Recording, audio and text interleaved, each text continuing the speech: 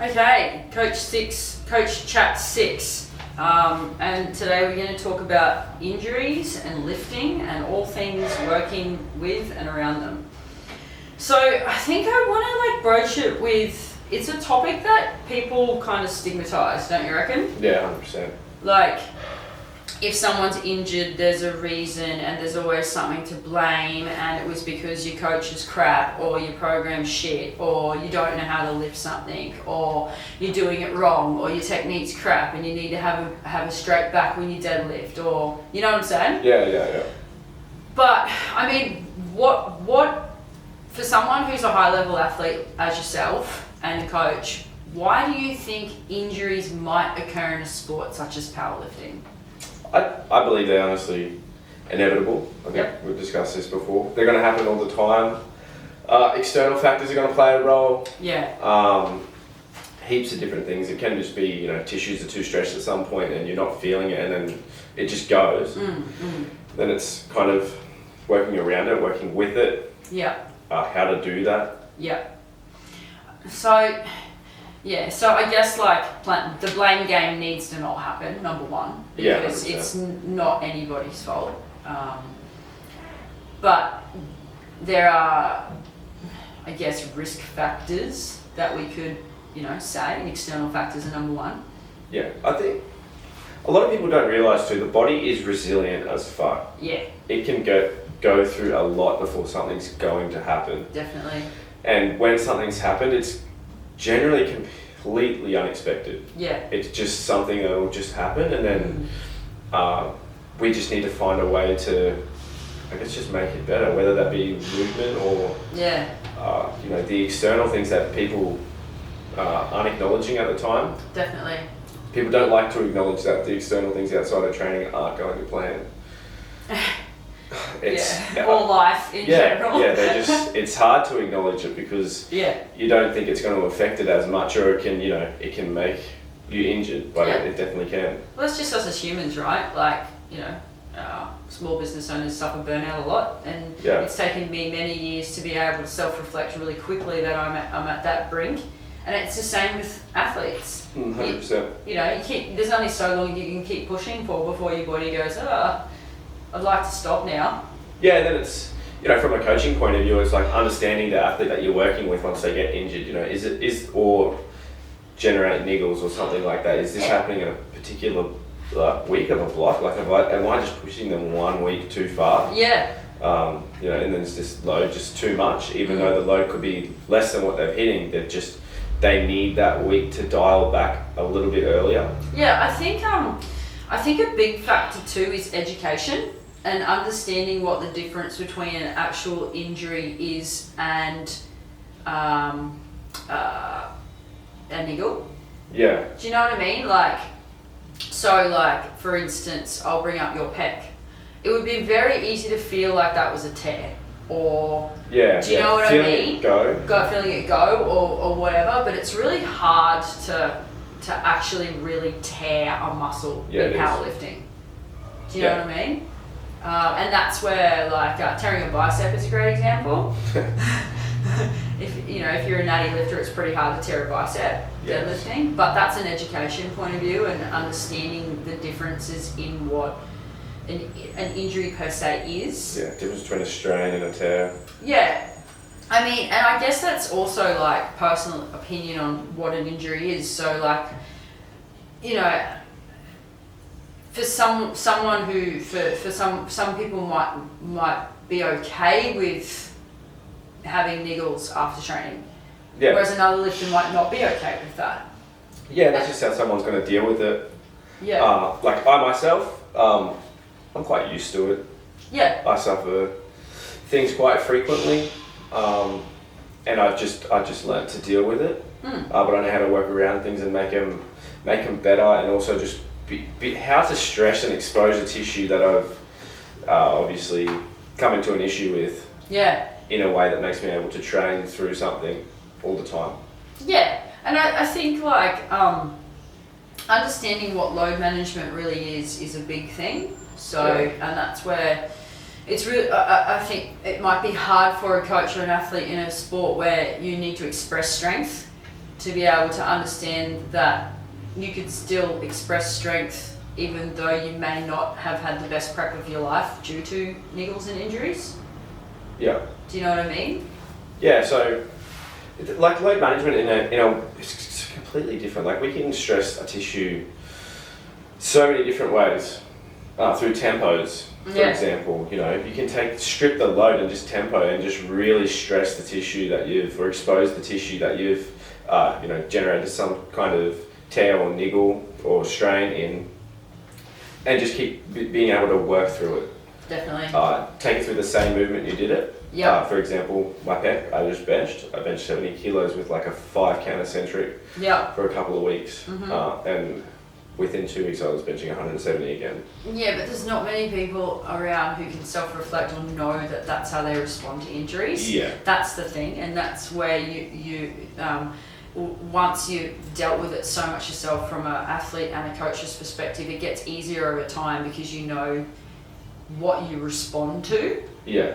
I think it's when like a lifter or anyone in general will go, oh my God, I'm injured, I need to stop completely because that's what hurt me to start with. That's where things get messy in terms of programming and responsive, because then there's really nowhere to start from again. Yeah, 100%. Like we need to be moving around still. Yes. Even if you can't, if you're too scared to expose that muscle, do something else. Yeah. Keep moving, just in any way possible. You know, if you've done something to your upper body, you can train your lower body. You don't have to freak out at all. From a coaching point of view, I think like we can't freak out. We've discussed this too. Yeah.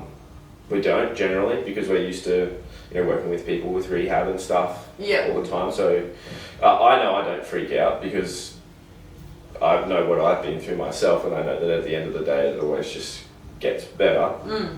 So that's kind of easy for me not to freak out. Yeah. Can be hard for me to empathise at times too, because I know that things will be better, but I try and get on their level at the same time and pull back to me in my shitty moments, or how I feel in those moments and how terrible it can be, but what I've done to come out of that, and how I've come out of it, what I've done to deal with things like that. Yeah, I think one of the big things that you pointed out just then is the use of tempos. Yeah, tempos are amazing for so good. Any kind of, I guess, injury, we can say. Yeah, I think kind of tempo's got a name for like rebuilding a pattern. Yeah. When in really it's just stressing a tissue in a different way that a normal speed squat or bench press would do, Yeah. And it allows the nervous system to self-direct. Yeah, well, we're taking it through the same range of motion, the same movement specifically. That's an issues arose. So I always opt for a tempo if we can do it. Yeah. And then other things like machines. Machines are perfect for working with injuries. Yeah, definitely.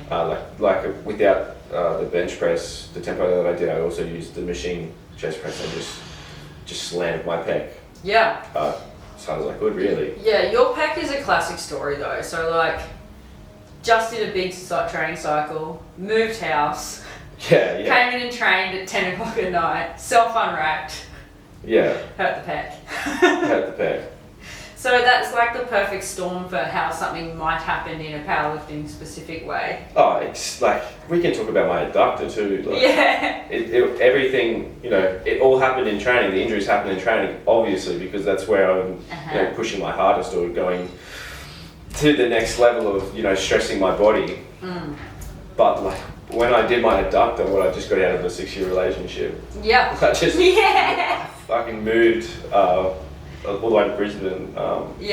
Had a lot going on. It happened almost instantly. Yeah. Oh, definitely. I think you'd lost like 2 or 3 kilos at that stage as well, which is massive for you. Yeah. Yeah. So I mean, those are the perfect storms for anybody to feel crap. So like any type of pain, ache or pain to happen, and that's just life.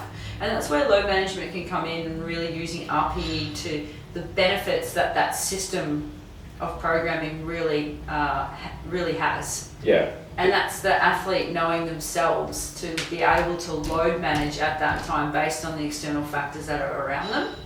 Yeah, 100%. Keep going. If we think about RPE too, and how we're kind of rating it out of a 10, we can simultaneously use RPE ratings as a pain management rating as well. Yeah. So like this may have felt like we've programmed an RPE 6, but they could say, but pain felt like a 5. So it's going down. Yes. And that's just pain scales we're using XEP as well. Exactly. So if we use them simultaneously through injuries, it's a really good method to get around things or work through them, Yeah, and I think that, like what I just pointed out with using RPE to the advantage, means that you don't need to fully deconstruct a program. No, not at all. Maybe that person might need a couple of introductory weeks to a program which is dialed down for a bit, but then go straight back on the other program and start an introductory week. Yeah, or even, like I've left people, left them alone, obviously we still communicate, but if they're dealing through something that's really hard and it's hard for me to program them at the time because I'm not feeling what they're feeling. Yes. So that can definitely make things hard. I can suggest things, but I would hate to suggest something that flares it up even more. So sometimes I let an athlete go for a week. They'll go off program, but as long as they're letting me know what they're doing, then I can see what they're capable of doing, what they're comfortable doing. Yeah. And then I can just rewrite another program from there to just kind of start things off again. Yeah, I think one of the biggest things that it used to happen a lot, but I don't see it as much these days, is the big squat rebuild. Like an athlete getting to an X number, their back blowing out again, they go back to 60 kilos and then they start again. But it's like, why was their back blowing out at that top end anyway? Do you know what I mean? Being able to assess those factors are really important. Yeah. And I honestly think if we look back at people's like backs blowing out at top end and top end squats, top end deadlifts, stuff like that always occurring, I think a lot of it had to do with the fact that we didn't push top end very often. Yes. So, and now that we do it quite frequently, we're working towards that kind of each block at the moment. Whether that be through, could be any kind of top set that you're doing. We have created this resiliency to be able to just do it more frequently. Yeah, 100%. And that's like with managing fatigue throughout the week and being able to express that top end a couple of days a week. Do you know what I mean? Whereas a lot of it too is confidence. Yeah. Not just tissue quality and not just like nervous system ability to express a skill at the top end. It's getting under the bar with confidence and going, I've done this the last 3 weeks in a row, so I know that my back can handle it. Yeah, 100%. We still see some people, I've done something in That's gonna be picked up. I've done, I've hurt myself X weeks out from the meet, so, prep wasn't as good. But, maybe you just pushed that volume too far. It may not have been the intensity, it may not have been the load that you were putting on your back or something. You've just 100%. Kind of pushed that load or that volume a little bit too far. So that can be where you're looking at, not the fact that you put something heavy on your back. You're just doing too much else around it. Too much else around it, yeah. Like your accessories are too high or... there's not enough rest between day 1 and day 2, you know what I mean? All that type of stuff. Or the opposite end. Yeah. People that pull too much away in a peak, just to I guess drop volume, increase intensity. You're coming in so fucking recovered to every session. Yeah, shit's gonna hurt. Yeah, it's like getting DOMs all over again. Yeah, and it shouldn't be that way. We're trying to generate fatigue in a prep. Yeah.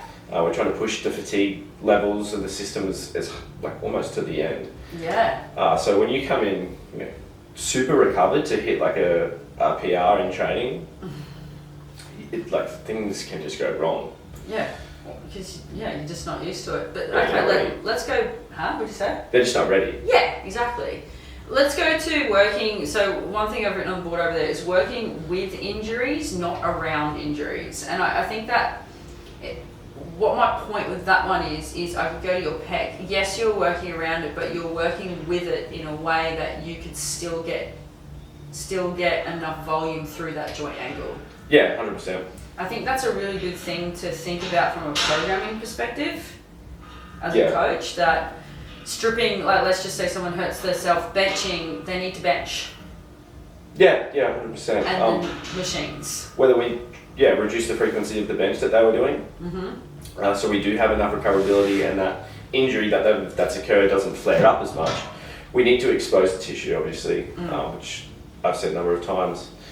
So we need to, especially in the way that it did occur in the first place. So whether that be through a tempo with lighter loads, someone could be experiencing shoulder pain, but only when they get to that bottom end range, an inch or two of the chest is where we opt for, the little pad on the bar. On the barbell. So they're not going through that end range, but we're going through the movement almost completely as well. Yeah, exactly. So not stripping it out 100%, or saying you're going to rest it and then go back to it. I think resting it and going back to it a couple weeks later is probably the worst thing you can do.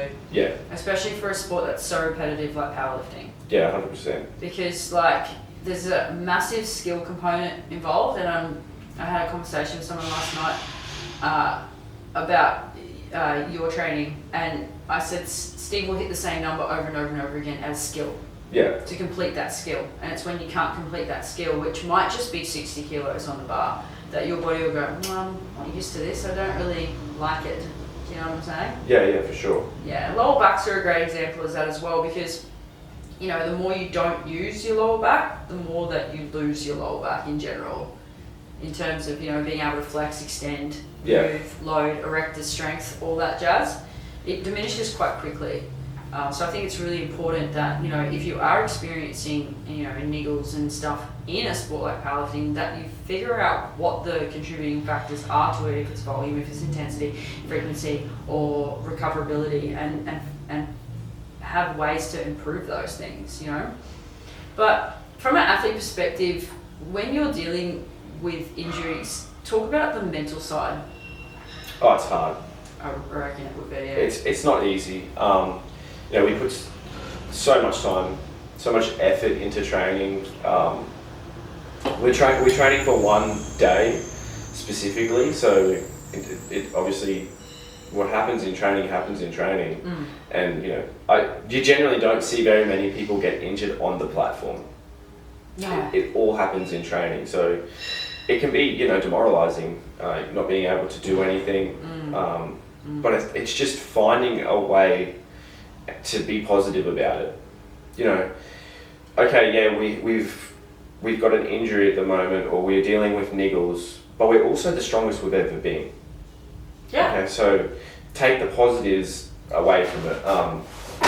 Think about things like that, and then this new load that you have to work with when you're coming back from an injury or working through an injury.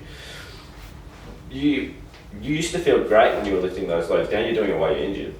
It's a great way to kind of just reflect on it, look back, think, see where you were at, and then look where you're at now, and realise that loads we're lifting while injured were loads that we were lifting on great days not that long ago.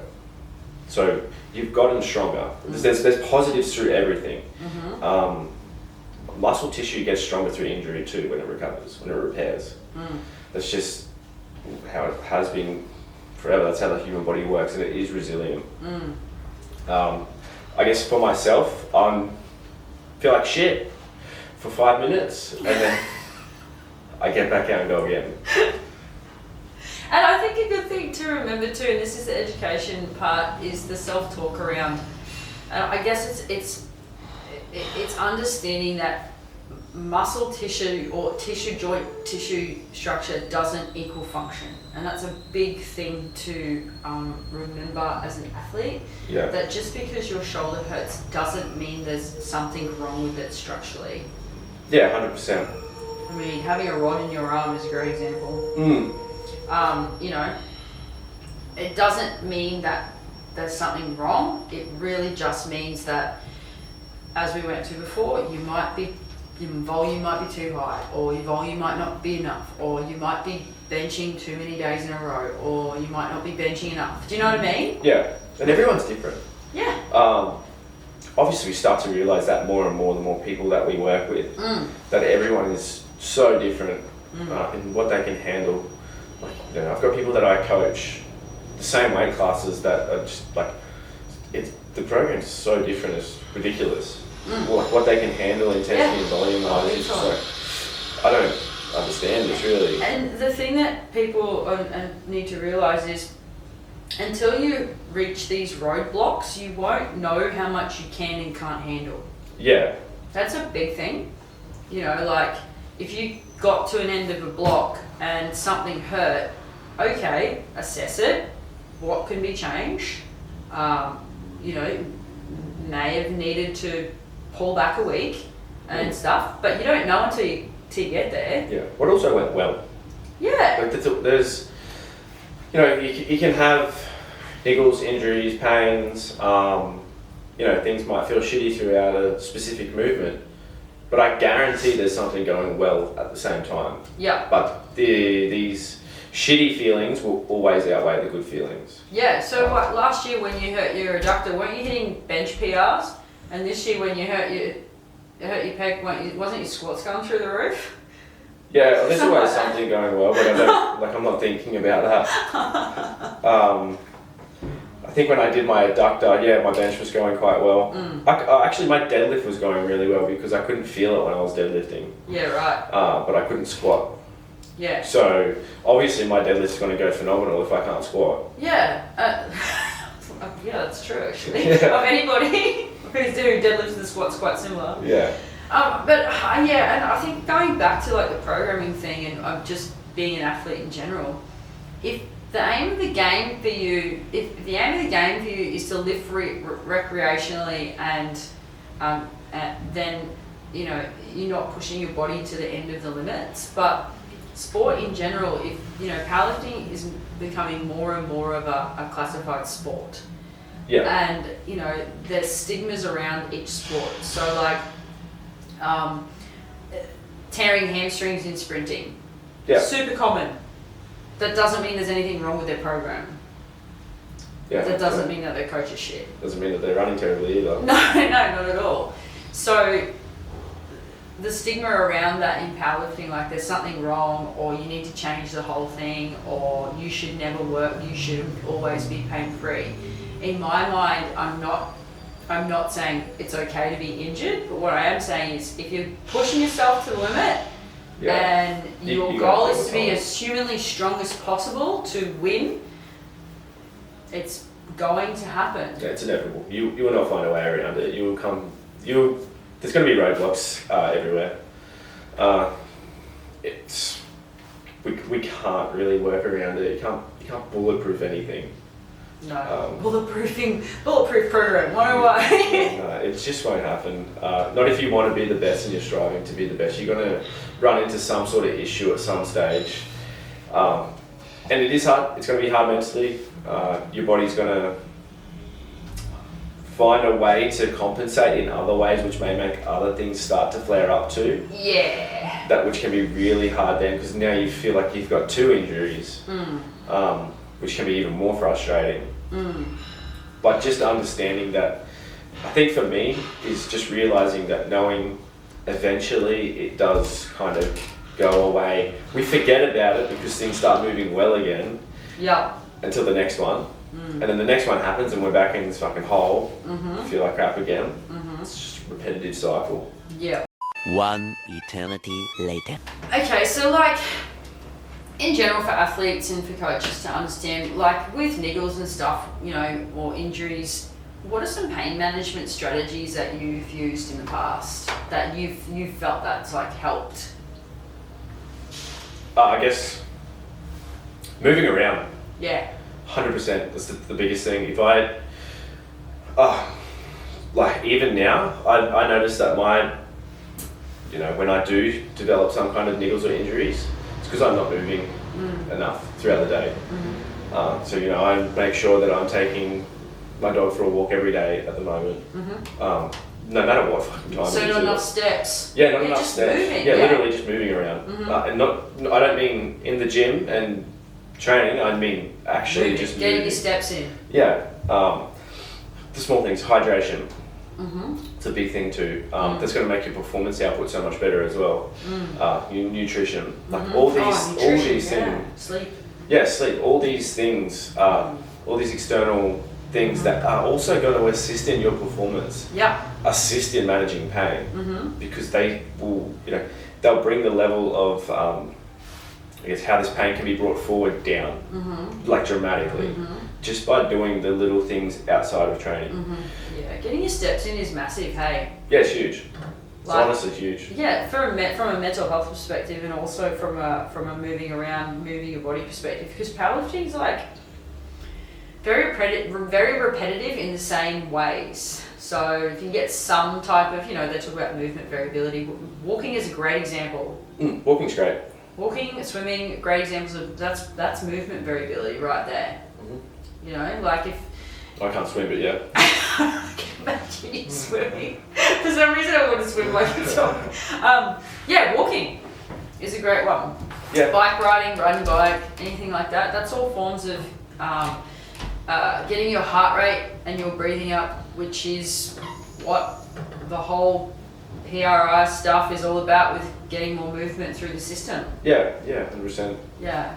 What about like soft tissue work in general, or anything to do with manual therapies? Yeah, at the right times. Yeah. I don't think it's something that should be touched on every week. No. Because it's just too much, and you will be too soft like a bodybuilder. Yeah. Where we need to be compressed. Yeah. Obviously, it will definitely help. When something's annoying and getting in the way a lot, something needs to be released. Yeah. And it's very hard to acknowledge that sometimes, especially when, if you want something done, we live in the moment as humans. We want it done right away. Yeah. Most of the time, if you're looking for someone to treat you manually, they're going to be booked out. Yeah, if they're good. If they're good, yeah, they're 100% going to be booked out. So, and you want it done then and there, but they're like, no, I can't get you in for a week or two. You're like, fuck, well, I could be fine by then. Yeah. But you're probably not. No. So it's like, it's understanding then, if something starts to occur, do I maybe just book it in advance?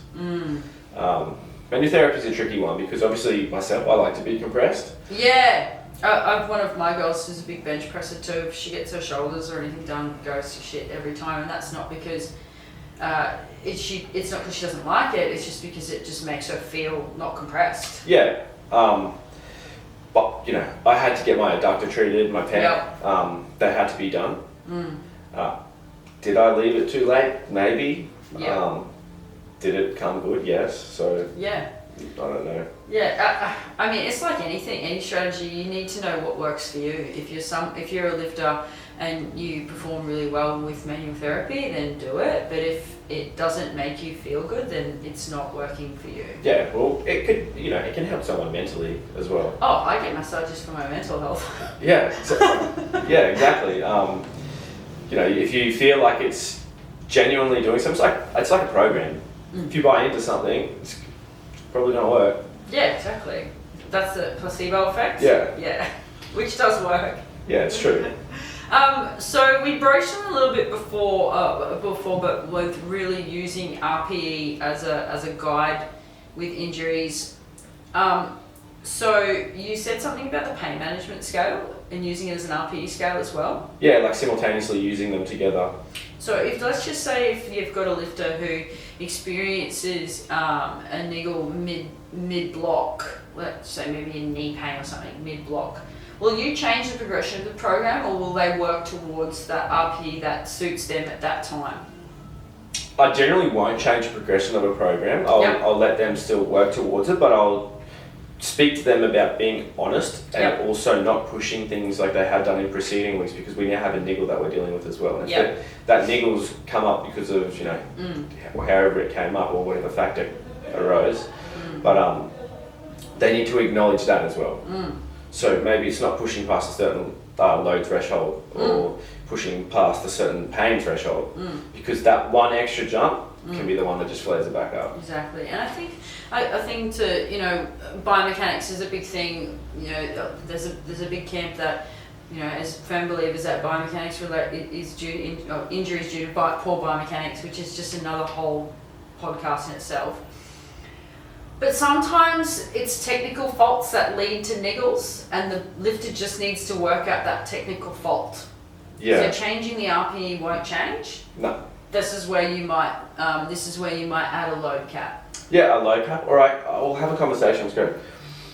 Just go to that warm up that would have been before your top single, and don't hit the top single that you would have usually hit, because that's the one that's causing this issue, this pain. But you don't feel it leading up to it. No. Just go to that. Yeah, and that's where you can assume it's a technical, either an overload issue or a technical issue, which technique might diminish it X amount that you can just work towards. Yeah, and you're not going to get weaker. No, you're not going to get weaker. It's hard to get weaker. Yeah, it's really hard. I think the recent outbreaks of COVID are a great example. We've had them all through this place at the moment, and the guys are coming back just as strong, if not stronger. Yeah. After a whole week off. Yeah, if anything, it's because they've washed out some of the fatigue. But it's you're going to be okay through injury, through COVID, through anything like that in the long run. Like I said, I can't even really remember my adductor being sore and what I was going through mentally back then. But I remember it was really, really frustrating. But right now, because I'm in such a good period of training, I'm not really acknowledging anything like that. Yeah. And that's just because of the way that we work as humans. But if something flares up soon, which it will, and I know it will, I'm gonna feel like shit again. Yeah. But I just know. But that's where just mindset comes in. Yeah. And how do you, when something happens to you from an athlete, how do you communicate with your coach about it? We just discuss it. Sean will just ask, how do you feel like during the lift? Where? It's also really hard for me because my pain threshold's really high, and I'll push through anything, and he knows that. Yeah. Sometimes for him, it's he will have to be like, you got to be honest right now, and how bad is this injury? Because my adductor especially, I was close to competition, and that's when he had to really say to me, pull back. Yeah, or not necessarily pull back. Be honest. Be honest. It was like I was lying to myself about how serious the injury was, and just trying to get through it by just leaving every session unable to really walk or anything. Be honest, other than pull back, is actually a really good way to get your point across, because you're not only being honest with lying to yourself, but being honest with what your capabilities are at that time. Yeah. Is something that athletes can do too, not just, so let's just say ex-athlete hurts themselves benching, shoulder, always at 140. Yeah. Being honest that 130 is your new load cap. Yeah, well, is something that people can take away from that. That's where the conversation went before that competition in December with Sean. Was I was cutting my squats. I was trying to hit the same loads, but I was cutting depth quite significantly to the point where it was pretty obvious. Yeah. And it's because I was in so much pain as I get to the hole that I literally could not get there. And it's why? Why are you doing that? Yeah, we were afraid of establishing a new low in my squat, which was inevitably going to be too high in competition, and I would have got red lighted all day. And I already run a quite fine line with depth. Yeah. And I was, it was high. And, the conversation wasn't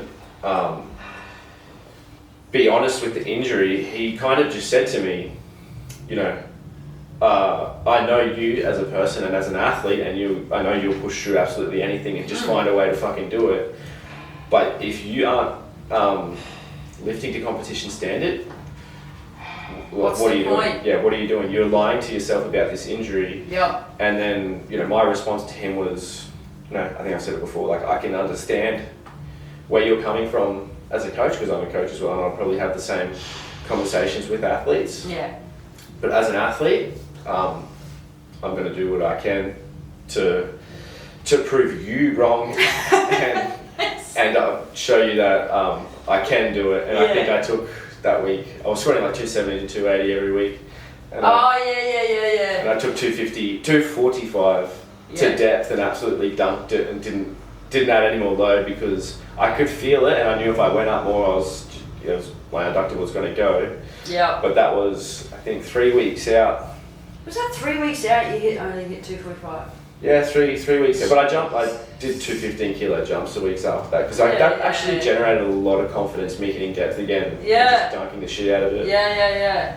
And that's mindset and mental preparedness and stuff as well, going through. Yeah, and because I said to him, like, you know, I can understand all that, but I'm gonna prove you wrong. You know, all he could come back with then was, okay, let's see how Friday goes.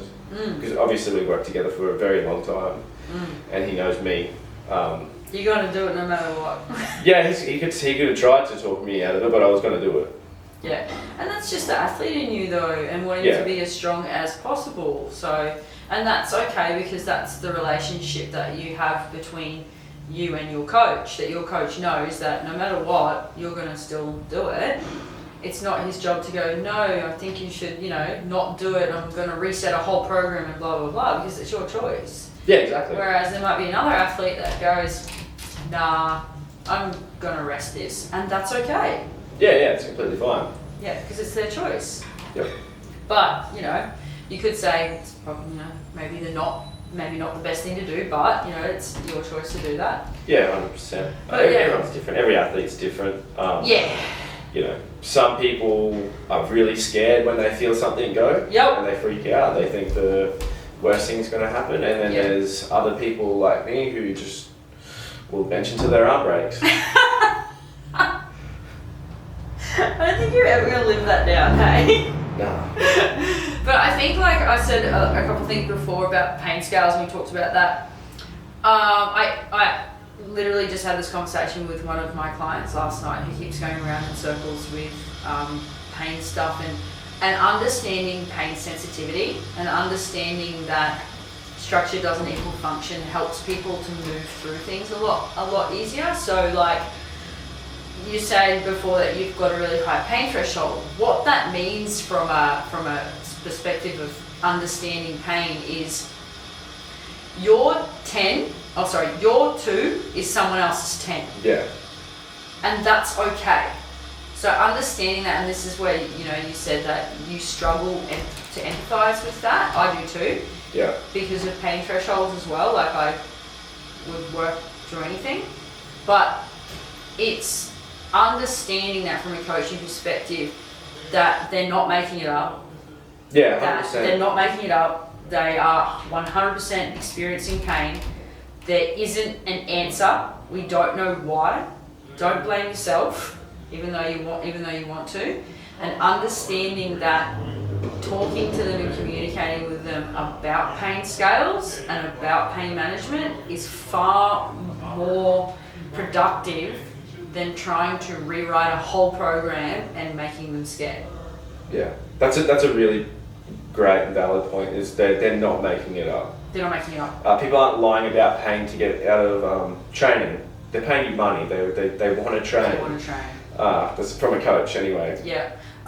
Sometimes some people just want to tell you in a message and for you to go, okay. Yeah. Well, that's a lot of things, but yeah.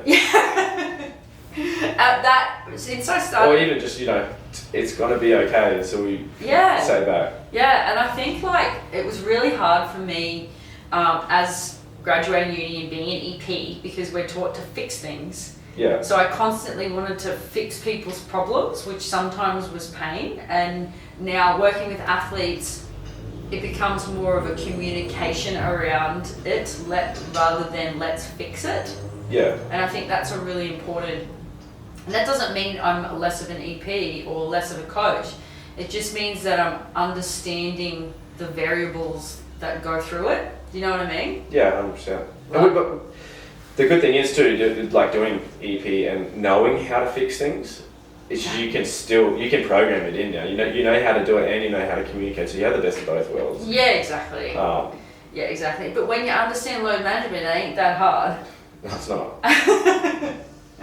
But yeah, okay, we might wrap it up for today. I think we got through a fair bit, which was good. Yeah, I think the main things were, it's going to happen. Yeah, it is. If you don't want it to happen, that's okay. It's just a conversation you have with your coach or your own, whoever programs you.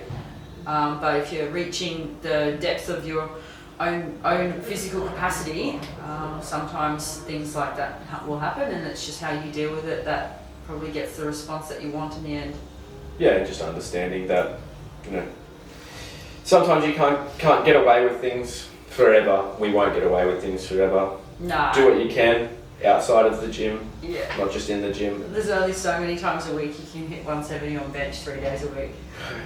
I can do it. Red. Yeah, there's that. Yeah. You can do everything. No, I'm just having a crack. All right, thanks, mate.